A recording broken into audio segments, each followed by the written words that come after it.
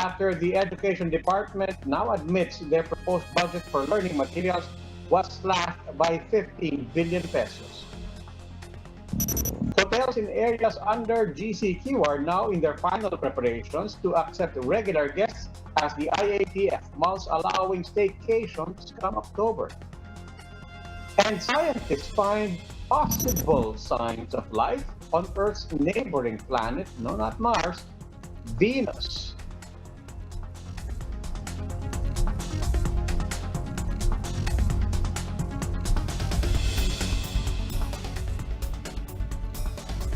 We begin tonight with President Duterte giving the thumbs up for the DOJ-led task force report, which has recommended the filing of charges against several PhilHealth officials. Health Chief Francisco Duque will not face complaints, at least for now. Maricel Halili with this report. More officials may face charges as the Justice Department continues its investigation into PhilHealth anomalies. This was the assurance given by Justice Secretary Menardo Guevara when asked about the task force recommendation against erring PhilHealth officials. Health Secretary Francisco Duque, who is ex officio chairman of PhilHealth's board, was not included among those who will be charged. Some officials raised concern over this. One of them is Senate President Tito Soto, who said he was dumbfounded over Duque being spared from raps. He said that Article 217 of the revised Penal Code clearly stated the provisions of malversation of public funds. Recall that the Senate Committee of the Whole recommended the filing of malversation and graft charges against Duque and other high-ranking PhilHealth officials. But Guevara said the report submitted to President Duterte on Monday was only their initial findings. The DOJ-led task force recommended to file administrative and criminal charges against resigned PhilHealth's President and CEO Ricardo Morales, Senior Vice President Jovita Aragona, OIC Calixto Gabuya, and COO Arnel de Jesus, among others. According to the report, there was lack of diligence and due care in the approval and implementation of the interim reimbursement mechanism. The task force also questioned the concealment of information on the ICT procurement, as well as the questionable adoption of corporate policies and practices. In his press briefing earlier, presidential spokesperson Harry Roque denied that Duque has been absolved of any charges. He said this is just the beginning of the investigations. Ang rekomendasyon ay strong admonishment sa chairman ng PhilHealth at sa mga members of the board of directors na kinakailangan talagang pinag-iingatan po ang mga salapi na galing sa kaban ng taong bayan. In a statement, PhilHealth COO Arnel de Jesus said the agency will fully submit to the good judgment of the president and to whatever procedures needed based on the findings and recommendations of the task force. For his part, Morales hopes the report will guide authorities in pursuing those responsible for the billion-peso fraud in the agency. De Jesus also assured the public that PhilHealth will continue to cooperate with subsequent investigations. In a public address on Monday evening, President Duterte emphasized the importance of holding erring PhilHealth officials accountable. I'm sorry for them, but they would have to undergo trial. Although they can always prove their guilt beyond reasonable doubt. Wala namang the presumption of innocence still attaches. But the report of another agency says otherwise. After the chief executive give his nod on the task force recommendations, complaints will be filed either with Justice Department prosecution, Office of the Ombudsman, or with PhilHealth for administrative complaints. Justice Undersecretary Mark Perete said this would depend on the crime committed or the rank of the respondent. For News 5, Maricel Halili, we are One News.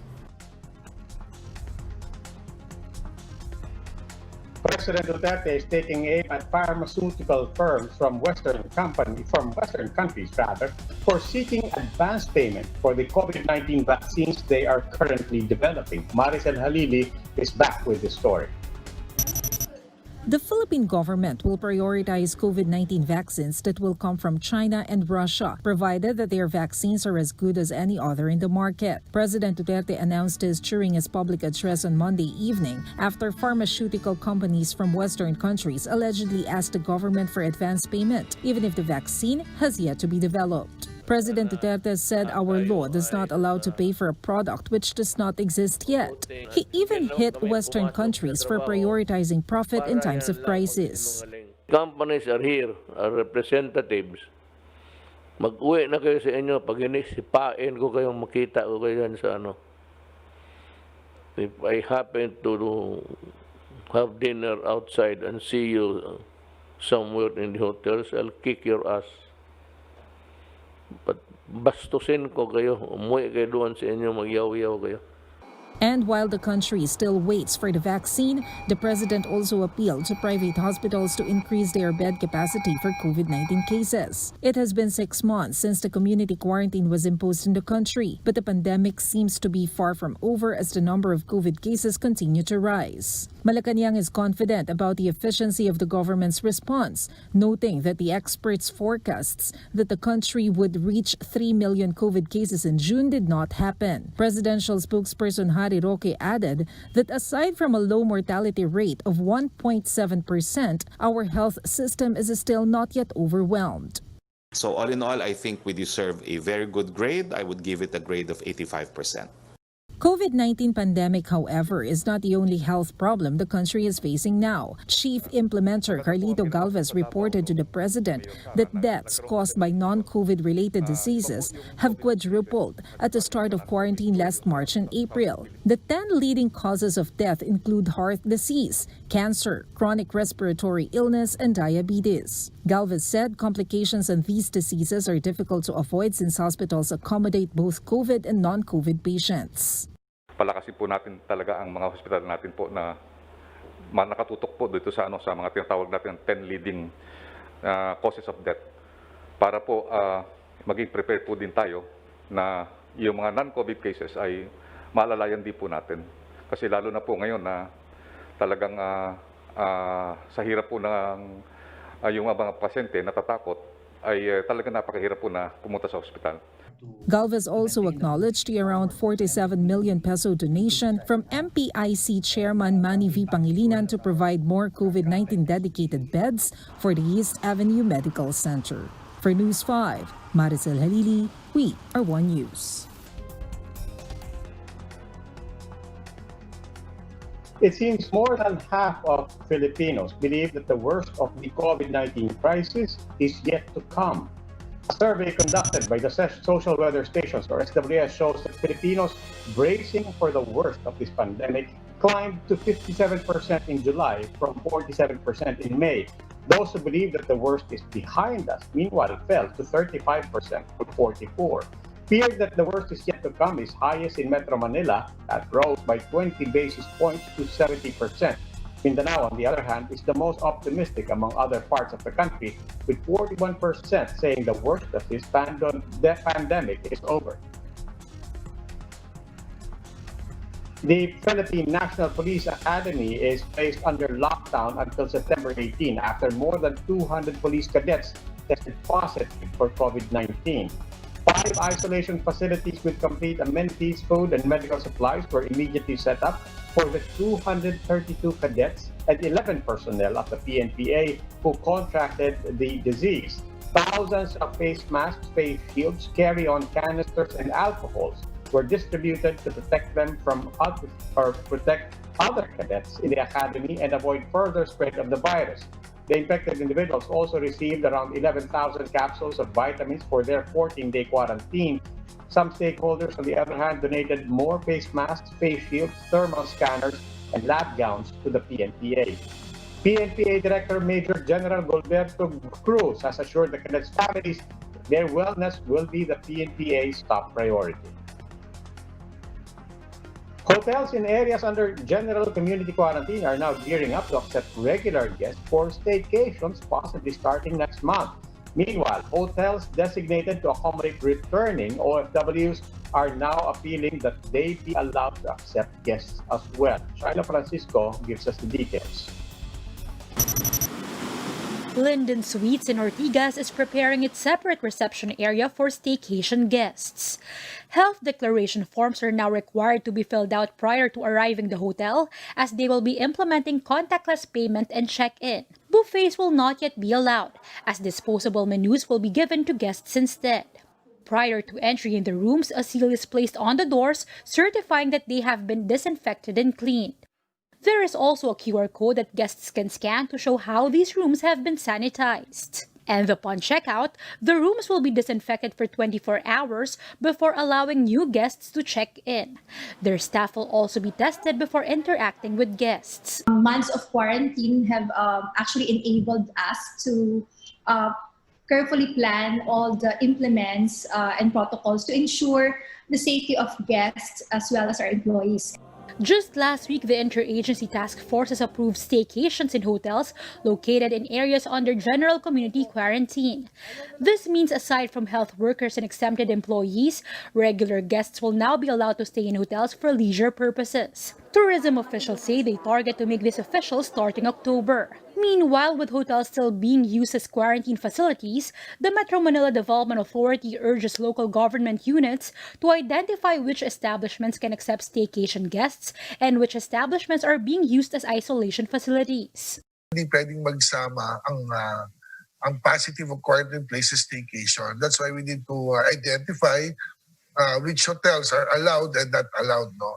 So tinitingnan natin based on siguro yung star rating nila, kung mga 3-star, 2-star, 1-star hotels or motels pwedeng gamitin isolation place to.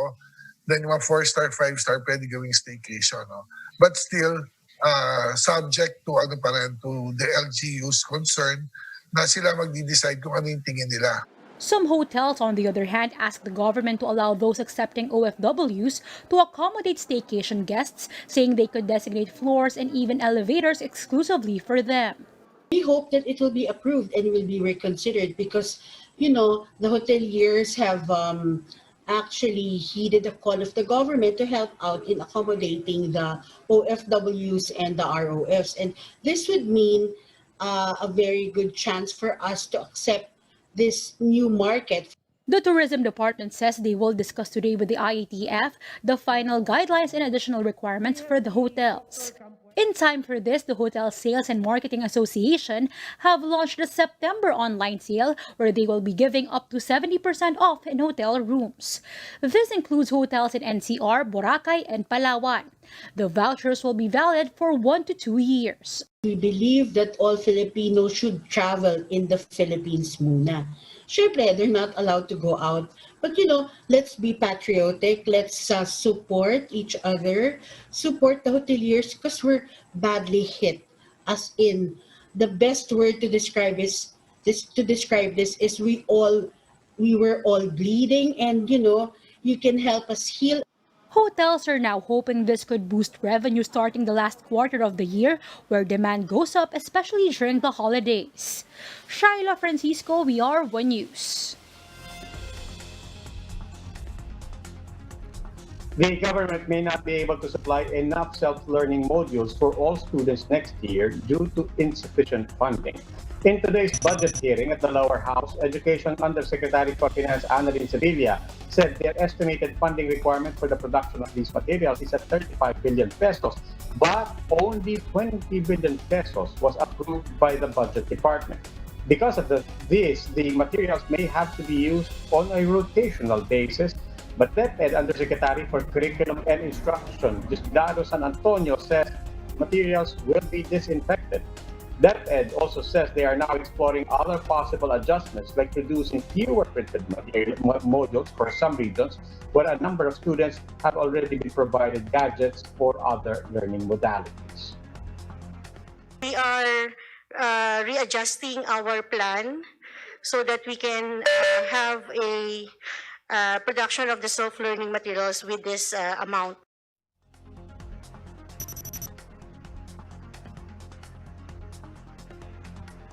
Meanwhile, Sevilla said allowances for the internet connection of teachers is being excluded in the overall budget. Despite this, the agency is still looking to hire 10,000 additional teaching personnel for 2021. They're asking Congress for an additional 2.4 billion pesos to push through with the move. The Office of the Ombudsman is now restricting public access to statements of assets, liabilities, and net worth, or SALIN. In a memo, access will only be granted to the official or employee declaring the information their authorized representatives, and through court orders and government probes. This comes as the Supreme Court rejected a request by the Solicitor General and lawyer Larry Gadon to obtain the SALN of Associate Justice Marvick Nolan for the purpose of filing a co-warranted petition. This is the same legal proceeding that led to the removal of then Chief Justice Maria Lourdes Sereno, the petition of which was also filed by Soljan Calida. Meanwhile, Ombudsman Samuel Martinez is urging the Commission on Audit to file a case against the Budget Department over its failure to release 173 million pesos of the COA's appropriations for the year. Martinez spoke in yesterday's Senate budget hearing, saying the move by the DBM is in violation of COA's fiscal autonomy provided under the Constitution. The Office of the Ombudsman is seeking an additional 1.3 billion pesos in budget for next year on top of its 3.3 billion peso proposed allocation in order to hire more lawyers and investigators. It created an undue injury not only to the Commission on Audit, but to the Filipino people who are expecting the Commission on Audit to do its job. If it will affect the work of the Commission on Audit, the DBM is liable for that. We have to teach these people a lesson, not simply because they are close to the gods, that they should also be acting like gods.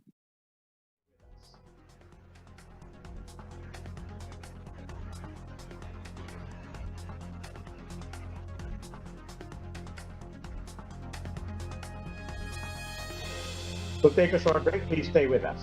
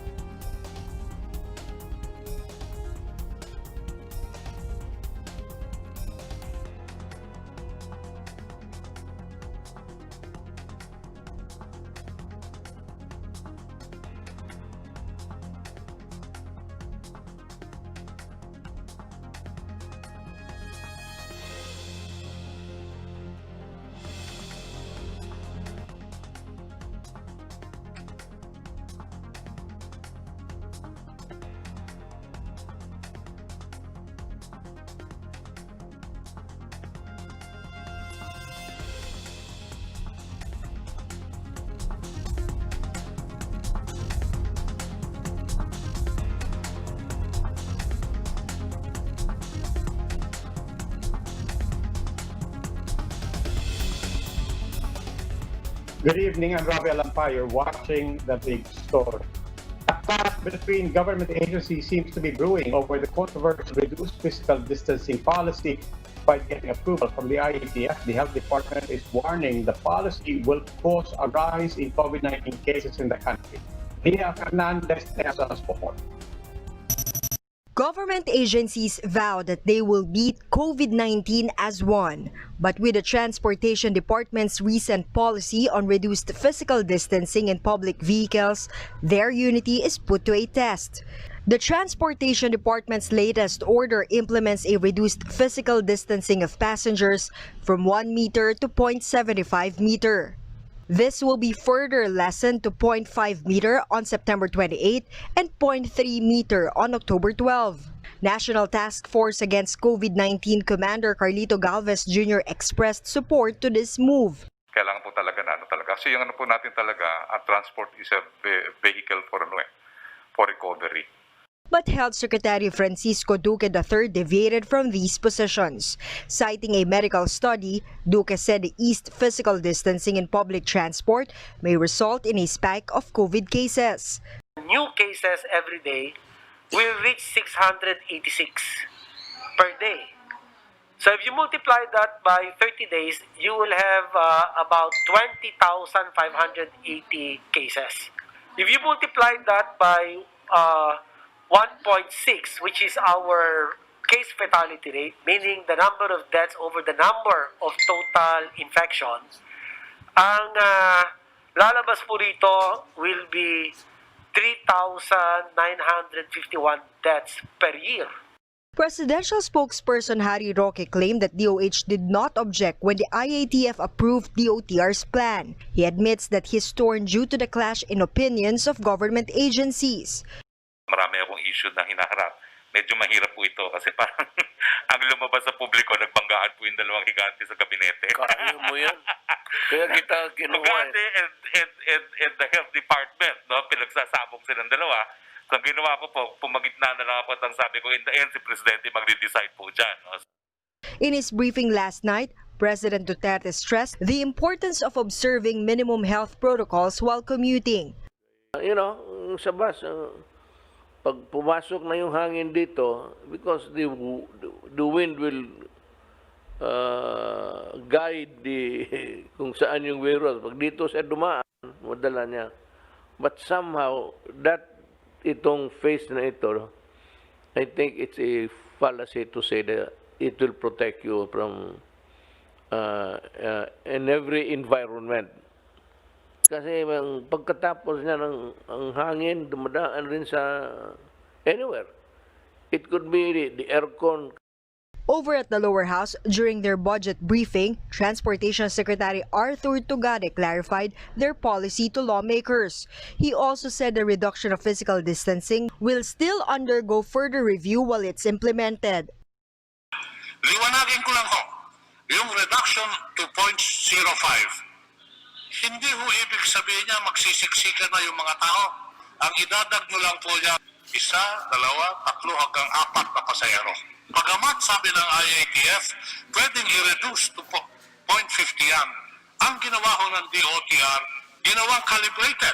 Huwag natin ituloy agad sa 0.50, umpisahan natin sa 0.75 at pag-aralan at sipatin at tignan natin kung merong epekto ito. 2 weeks ho. Still, some minority lawmakers urged the agency to augment public vehicles to allow drivers to work and serve more commuters. For News 5, Ria Fernandez, We Are One News.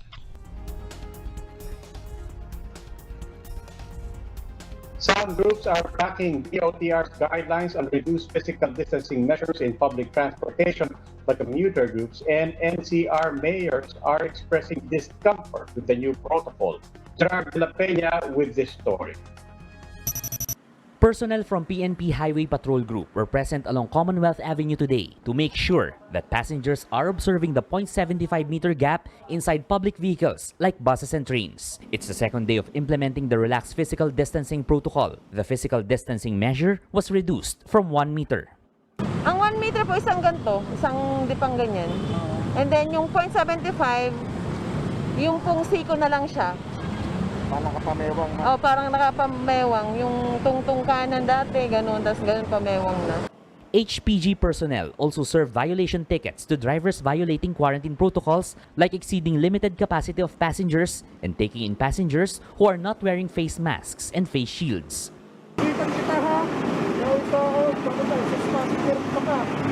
They issued tickets to at least 10 drivers plying Commonwealth Avenue. Passengers expressed discomfort with the reduced physical distancing measure. Natatakot sir kasi nakakatakot sa panahon ngayon sir. Na ganyan, mas lalong magkakalapit-lapit kami sir pag magsasakay sa LRT. Hindi rin po tama kasi dapat natin sinusunod pa rin yung 1 meter distance para mas safe pa rin. The implementation of the policy went on despite misunderstandings among cabinet members, with the health department even warning that there have been studies of increased COVID-19 infections due to relaxation of physical distancing rules. But Transportation Assistant Secretary Goddess Libiran said the study was hinged on having a 50% capacity inside public utility vehicles. She insisted their policy would only end up with the 17% capacity. Libiran also said the study was premised on having passengers who are not practicing minimum health standards. Yung 1 meter physical distancing na sinayad ng WHO is based on the assumption na nasa normal situation. Pero kasi sa public transportation, iba naman yung kaso. So, we require the wearing of face masks and dagdag pa tayo ng additional layer of protection, which is the wearing of face shield. A group of health experts, including former Health Secretaries Manuel Dairit and Esperanza Cabral, backed the OTR's policy. They insisted that Duque's fear won't come true as long as other health measures are being practiced. On the other hand, Metro Manila mayors cried foul as they were not consulted on the matter. Dito yung mga city epidemiologists and pathologists namin and city health officers. Lahat sila they're saying na kung sila rin ang tatanungin, sana maintain natin yung status quo. We can't become relaxed now. Commuter groups also expressed their opposition against the policy. Imbis po na bawasan into 0.3 meters yung social distancing, mas mainam po para sa amin na dagdagan na lang po yung supply para po ma-reach po natin yung target na dami ng may sasakay na pasahero but still complying with 1 meter social distancing. The IATF is set to present a report to President Duterte on the policy in question. For News 5, Gerard de la Peña, We Are One News. England's first Filipino mayor has passed away just 3 months after she was elected. She was 58. Cynthia Alcantara Barker, the mayor for Hertfordshire in Hertfordshire County, died yesterday after battling a serious illness. This was confirmed by her brother, Jean Alcantara, earlier today in a Facebook post. The family will be issuing more details of her death in the coming days, and it's asking for their family's privacy. Before her appointment as mayor in June, Barker served as deputy mayor back in 2019 and was a borough councillor in 2015. U.S. President Donald Trump once again expressed disbelief about climate change. He insists it is not a factor in the ongoing wildfire in the Western states. In a briefing attended by Trump, California Governor Gavin Newsom said that global warming contributed to the worsening situation of the wildfire. Trump rejected the idea of global warming and said, quote, it will start getting cooler.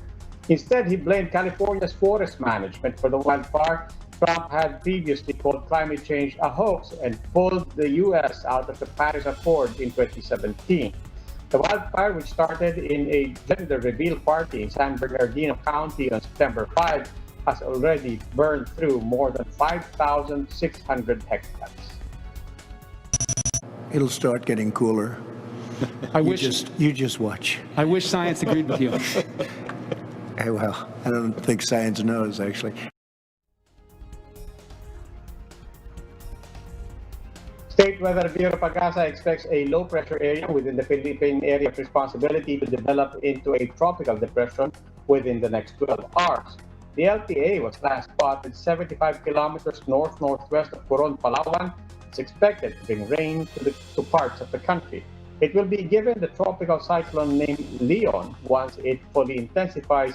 With this, possible tropical cyclone wind signals going to be raised over parts of Mimaropa.